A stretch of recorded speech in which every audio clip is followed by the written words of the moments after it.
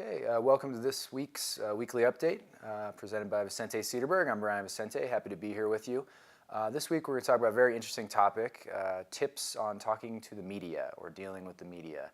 As Colorado really turns this corner and becomes the first place in the world to have these regulated marijuana adult use stores, we are going to have more and more media coming to knock on your doors if you choose to head down that road. On our end, we deal with media almost every day. I've probably done close to 500 media interviews in the 10 years or so I've been working on this issue with anyone from Rolling Stone to CNN to conservative talk radio, Westward blog, everything in between.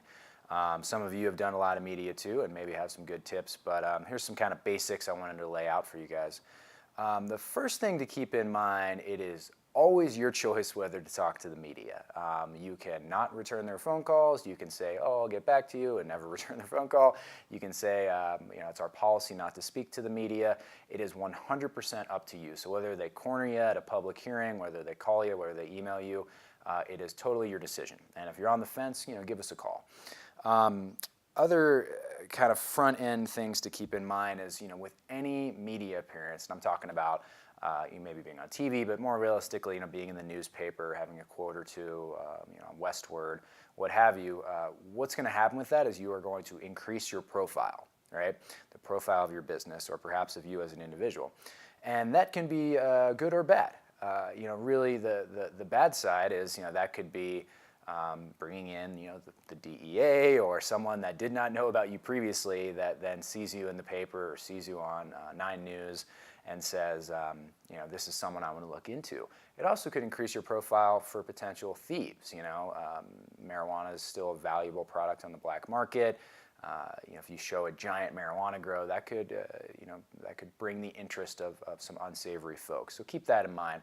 The other part of increasing your profile could actually be really good. It could get your message out there. It could let customers and patients know that this is your business, this is how you operate in this ethical fashion, and get your brand and your name out there. So it kind of goes in either direction. And again, it's always your call whether to deal with the media or not.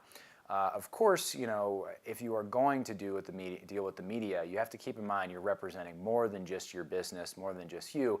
You're really a model for this brand new industry, and we are all in this together. For years, we've faced a tremendous amount of prejudice as people that believe in medical marijuana or marijuana reform.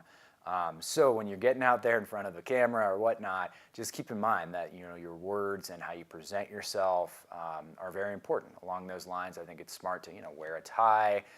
Not consume marijuana on camera, and just carefully choose what you're talking about. If that is of concern to you, then you can also ask media. One kind of tip is just to have them email you questions. That way you can email them back your answers, so you have total control over what's going on. You can run your answers to their questions by us, and we could give you some tips on what direction you might want to head in. Currently in our medical marijuana world, your message really should be focused on patients, right? This is a very interesting time because we're now taking this leap from medical to adult use marijuana, but we are not there yet. So in the meantime, if the media wants to talk to you, we think it's always best to talk about your patients, how you're serving them, how you're taking care of their needs. And that is just a very compassionate thing to do. And we found if you're talking about patients, there's not a high chance that you're going to be targeted by the media in any fashion, or excuse me, by law enforcement in any fashion. Along those lines, while you're speaking to the media, we suggest using the words like medical marijuana, using kind of your legal or commonplace terms. Maybe cannabis, although I get some kind of strange looks when I talk to media and use the word cannabis. I just don't really get it. But you should not use, slang words like, bud or chronic or things like that. It's just, you kind of just tend to lose the reader when you use those words and perhaps present yourself in an unprofessional fashion. Other things just to kind of keep in mind, sometimes media members, you can talk to them, quote, off the record.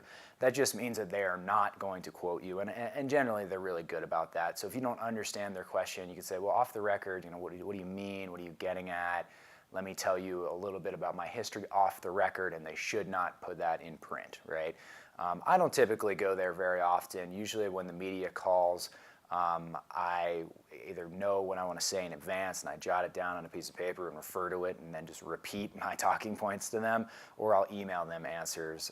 We find that to be pretty effective. So those are kind of the main issues. I would say, just certainly when the media calls, if they're talking to your bud tender or someone at your front desk, let them know that your policy is to forward all media to, either the head of the shop or your manager or whoever, and kind of take it from there.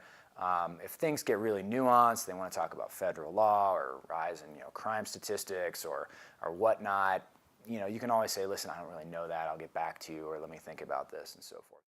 And one absolutely crucial thing to remember when dealing with the media is never discuss numbers. And by that, I mean, do not talk about the number of plants that your operation has.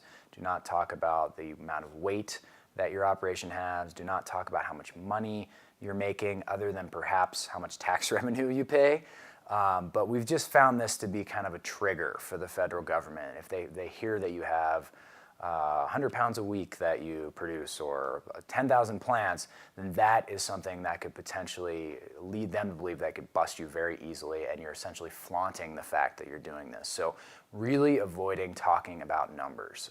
The other piece there is, do not show the address or talk about the address of your grow. It is just too attractive to criminals. Do not let camera crews shoot the outside of the building where you're growing marijuana. You might want to let them inside. That's your call. But again, just thinking to yourself, how can I avoid talking about numbers? And if they press you on this, you just have to tell them, my attorney said not to speak about how many plants I have, how much money I make, et cetera, et cetera. Really crucial point. So those are some kind of tips on talking to the media. Of course, we're always happy to help focus your discussion with media, or talk to you about the risks and potential benefits of doing so. So thanks for tuning in this week. And we had a number of public hearings this week in Pueblo, Denver, Colorado Springs, all about implementing Amendment 64 laws. We'll be updating you on those soon. So take care.